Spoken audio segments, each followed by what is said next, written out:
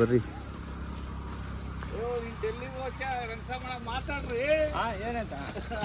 ಮಾತಾಡಿಸ್ತೀನಿ ಹೇಳೋಣ. ಡೆಲ್ಲಿಗೆ ಹೋಗ್ಬಿಡ್ತೇವೆ ಇವಾಗ.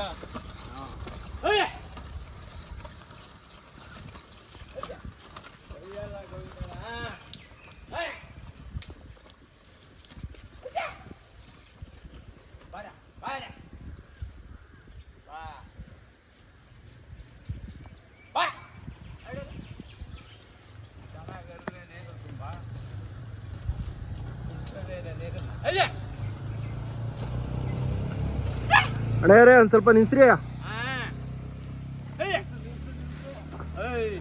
ಯಾವ ಊರು ಅಣ್ಣರು? ಗವಿನಪಳ್ಯ. ಎಷ್ಟು ವರ್ಷದಿಂದ ಸಾಕ್ತಾ ಇದ್ದೀರಾ? 7-8 ವರ್ಷದಿಂದ. ಬರೀ ಕೆಲ್ಸಕ್ಕಾ? ಕೆಲಸ. ಕರುಗಳು ಯಾವ್ಯಾವ ಕರ ಹಾಕವ ಇವು? 2 ವರ್ಗರ್ಗಳೇ. ಇವಾಗ ತಿರ್ಗಾ ಫಲ ಆಗವಾ?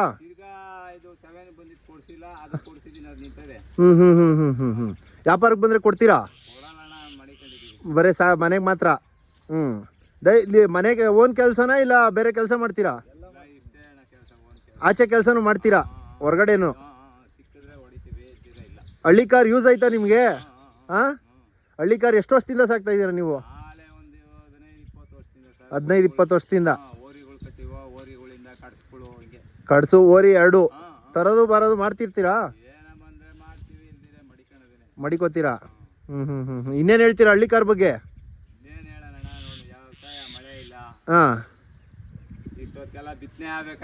ಇನ್ನ ಬಿತ್ತನೆ ಇಲ್ಲ ಈ ವರ್ಷ?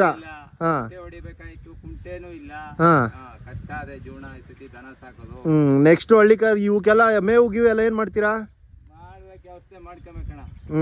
ಇವಾಗ ಇವಕ್ಕೆ ತಿಂಡಿ ಗಿಂಡಿ ಏನಾದ್ರು ಕೊಡ್ತೀರಾ? ಏನೇನು ಕೊಡ್ತೀರಾ ತಿಂಡಿನ? ಬೂಸ ಡೈಲಿ ಬೆಳಗ್ಗೆ ಸಾಯಂಕಾಲ 2 ಟೈಮ್ ಕೊಡ್ತೀರಾ? ಕರುಗಳೆಲ್ಲ ಇವಾಗ ನಿಮ್ಗೆ ಸೀಮೆ ಹಸಿನಿಂದ ಲಾಭ ಜಾಸ್ತಿನಾ ನಾಟಿ ಹಸಿನಿಂದ ಜಾಸ್ತಿ ಲಾಭನಾ? ಇವೇ ಸರಿ.